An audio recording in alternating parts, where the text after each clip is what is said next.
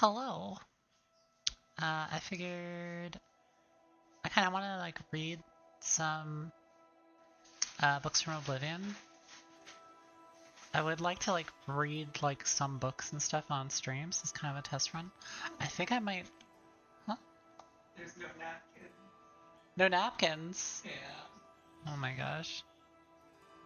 Do you need me to grab some napkins or? I will be right back. We just got Wendy's.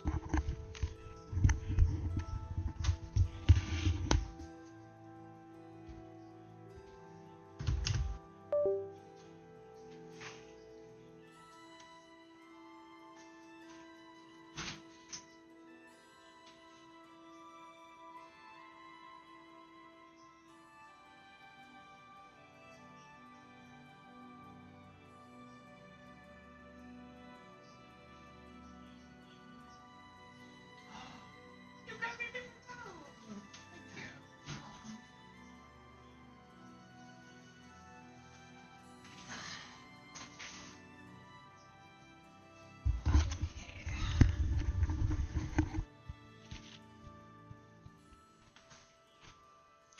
Alright. Back to thing.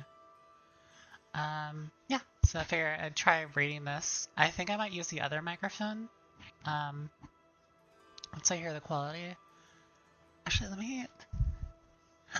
I can set that one up. And then swap source. So do like a comparison of them.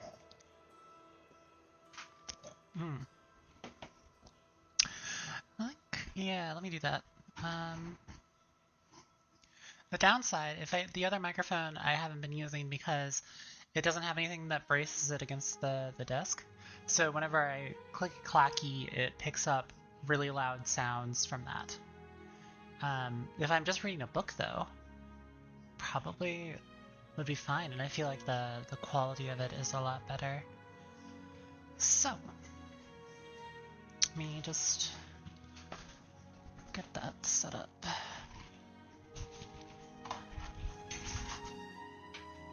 It's under this.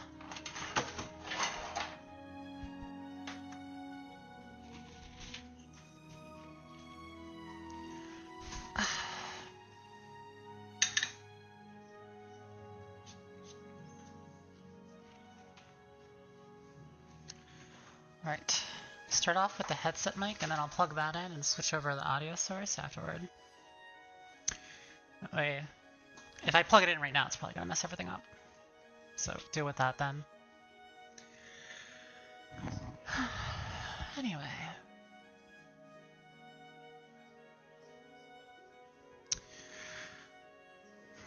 Let's see. This is from an assassination letter that you get during the main quest. Very early on. Not a huge lot of spoilers for this 20-year-old game. It's the Black Horse... Oh no, yeah, this is the Black Horse Courier, which is related to the assassination. I also have an assassination letter thing, I think, in here too. Black Horse Courier, Special Edition, Emperor and Heirs assassinated. Elder Council named as regents. Emperor Uriel Septim VII is dead at the age of 87, having ruled Tamriel for 65 years. He was killed by assassins unknown. At the same time, in separate locations, the late Emperor's 3 sons and heirs, Crown Prince Geldel, 56, Prince Edmund, 55, Prince Ebel, 53, were slain by other assassins. An investigation into the identity and motives of the assassins is underway, but the Elder Council, Imperial Guard, and Blades Guard have forbidden the publication of reports and rumors concerning the events until further notice. By ancient precedent, the Elder Council rules the Empire until a new Emperor is crowned. No direct heirs survive, and the Council has proposed no list of candidates. Chancellor Akato, Imperial Battle Mage speaking for the Elder Council, presented an appeal to the Empire's citizens for calm and asked that the people remember the Emperor, his sons, and the Elder Council in their prayers. Emperor Uriel's early reign was marked by peace and prosperity. I can see on the audio thing that the click-clack is getting picked up by Evie's keyboard. Hello, my girlfriend. Emperor Ural's early reign was marked by peace and prosperity. The Empress Kalavaria Borea bore him 3 healthy sons, was a loving companion to the Emperor, and a great favorite of the people. However, the Emperor and the Empire suffered terribly during the Imperial Simulacrum, 3E 389 to 399, when he was held captive in Oblivion, while the usurper Jagartharn assumed his appearance and ruled in his stead. Emperor Uriel was finally rescued and restored, and the impostor defeated by the agency and the sorceress Ria Slamine and her shadowy protege. But the affairs of the Empire were in great disorder, and Empress Kalavoria, exhausted by her ordeal, withdrew from public life. The decades following the Restoration were once again peaceful and prosperous, but increasing political tensions among the petty states of northwest Tamriel finally erupted in the Wars of the Iliac Bays, resulting in the establishment of the modern borders of Daggerfall, Sentinel, Wayrest, and Orsinium, and culminating with the remarkable events associated with the Warp in the West. What's the Warp in the West actually? I played a lot of Elder Scrolls games, but that's the first time I've ever heard of that. The latter years of the Emperor's reign have seen a flourishing of imperial influence in the provinces, and with the fortunate resolution of the religious wars and the Vardenfell crisis, and the wise and firm guidance of King Helseth and his mother, Queen Berenzia, an extension of high imperial culture even into the more remote parts of Morrowind. Why was that hard to say? The Emperor's murder and the murder of his 3 sons is a terrible crime, and a great tragedy for the Empire. Battle Mage Okado assures us that all the resources of the Elder Council, the Legions, the Guard, the Arcane University, and the Imperial Battle College are being employed to bring the assassins to justice. But in the meantime, the greatest tribute we citizens can offer to the memory of our beloved Emperor is to go earnestly and diligently about our daily affairs, honoring the life of the great Empire he loves so much and served so faithfully for so long.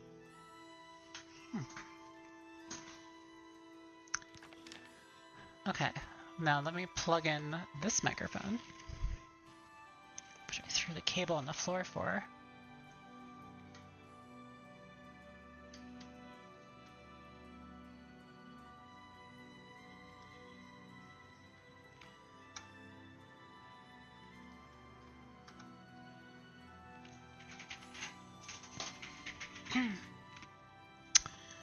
Alright, this might mess up everything.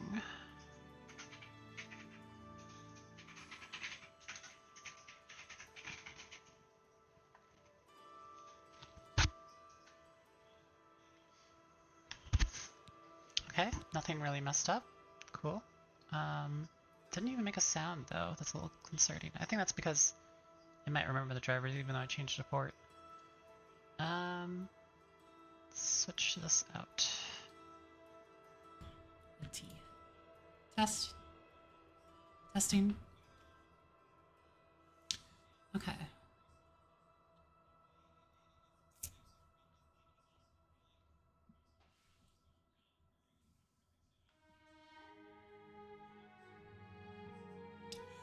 Alright, let me pick something else to read. Just not my controller.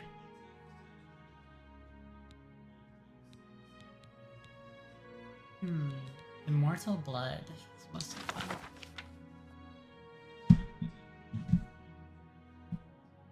So audio levels, it's picking up some weird stuff.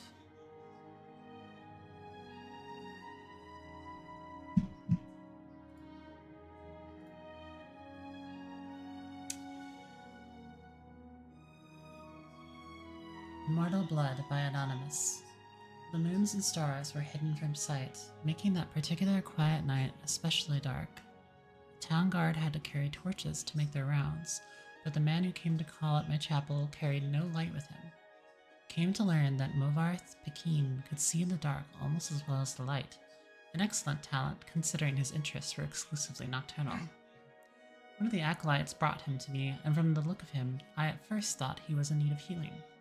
He was pale to the point of opalescence, with a face that looked like it had once been very handsome before some unspeakable suffering. The dark circles under his eyes bespoke exhaustion, but the eyes themselves were alert, intense, almost insane.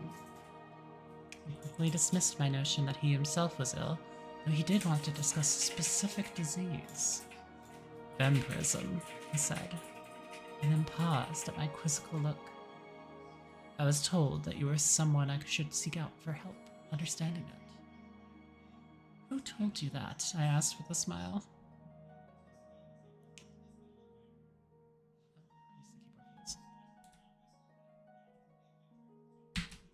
Unless the keyboard doesn't want to do it. Okay, cool.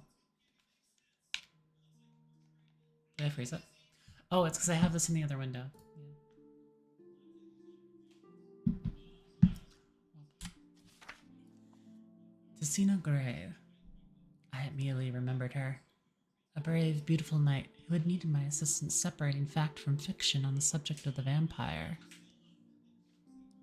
Check the levels here.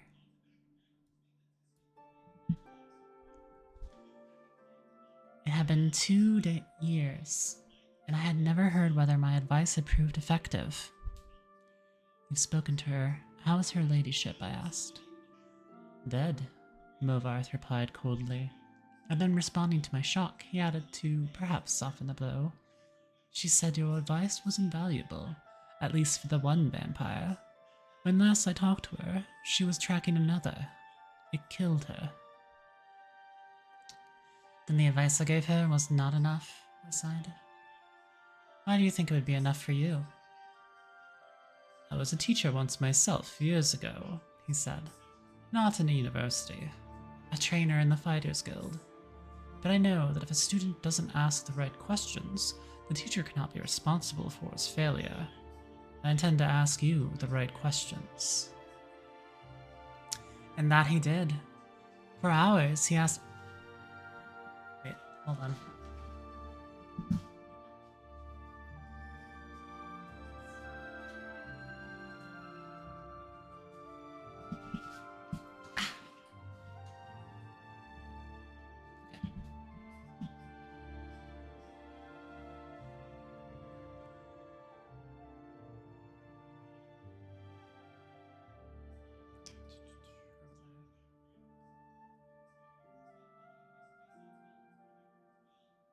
He did.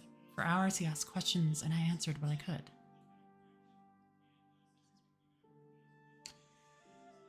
But he never volunteered any information about himself. He never smiled.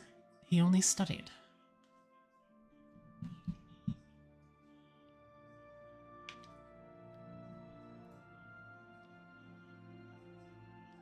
Our shoulder buttons. Whoops. Only studying me with those intense eyes of his, committing every word I said to memory. Finally, I turned the questioning around.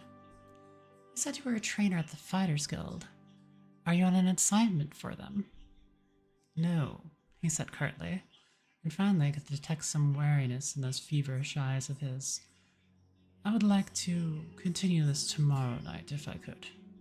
I need to get some sleep and absorb this. You sleep during the day? I smiled.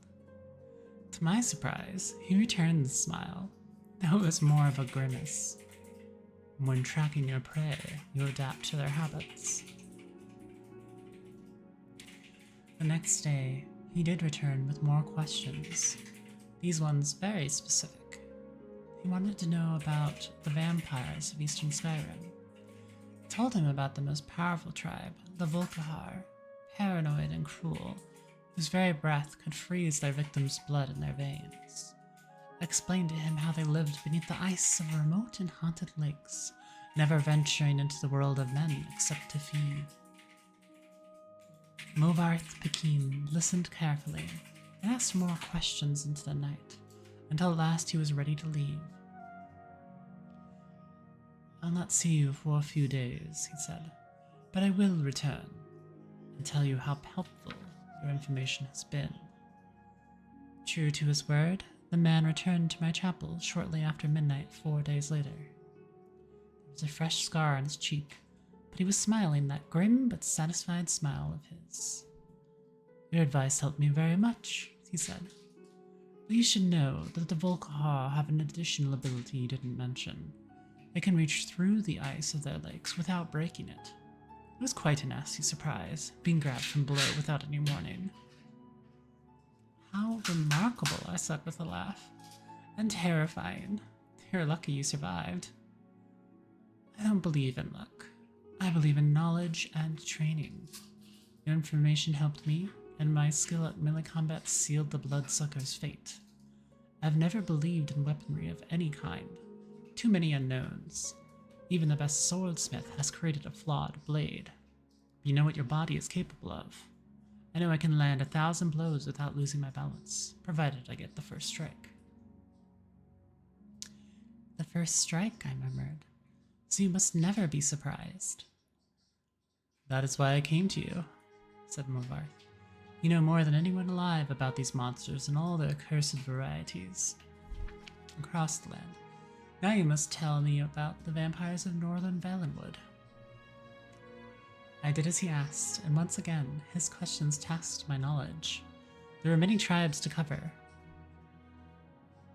The Bonsamu, who were indistinguishable from Bosmer, except when seen by candlelight. The Kirlith, who could disintegrate into mist. The Yakef, who swallowed men whole. The dread Telboth, who preyed on children, eventually taking their place in the family, waiting patiently for years before murdering them all in their unnatural hunger. Once again, he bade me farewell, promising to return in a few weeks, and once again he returned as he said just after midnight. This time, Movarth had no fresh scars, but he again had new information. You were wrong about the Kirlith being unable to vaporize when pushed underwater, he said, patting my shoulder fondly. Fortunately, they cannot travel far in their misform, and I was able to track it down. It must have surprised it fearfully. Your field knowledge is becoming impressive, I said. I should have had an acolyte like you decades ago. Now tell me, he said, of the vampires of Cyrodiil. I told him what I could. There was but one tribe in Cyrodiil, a powerful clan who had ousted all of their other competitors, much like the Imperials themselves had done. Their true name was unknown, lost in history, but they were experts at concealment. If they kept themselves well fed, they were indistinguishable from living persons. They were cultured, more civilized than the vampires of the provinces, preferring to feed on victims while they were asleep, unaware. It will be difficult to surprise, Movarth frowned, but I will seek one out, and tell you what I learn. And then you will tell me of the vampires of High Rock and Hammerfell and elsewhere and Blackmarsh and Morrowind and the Somerset Isles, yes? I nodded, knowing then that this was a man on an eternal quest. He wouldn't be satisfied with but the barest hint of how things were. He needed to know it all. He did not return for a month, and on the night that he did, I could see his frustration and despair, though there were no lights burning in my chapel. I failed, he said, as I lit a candle. You were right. I cannot find a single one. I brought the light up to my face and smiled. He was surprised, even stunned by the pallor of my flesh, the dark hunger in my ageless eyes, and the teeth. Oh yes, I think the teeth definitely surprised the man who could not afford to be surprised. I haven't fed in 72 hours, I explained as I fell on him. He did not land the first blow or the last. Yep. Okay, I will check out how those recorded.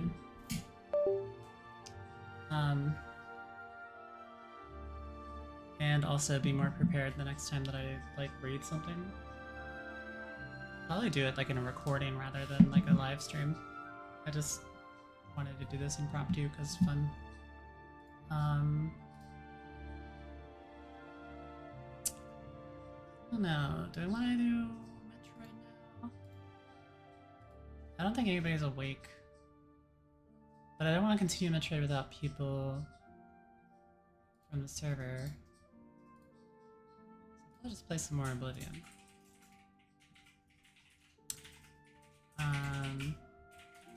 Yeah. Seems like a good idea. I'd probably go to sleep soon anyway. Thanks. Bye bye.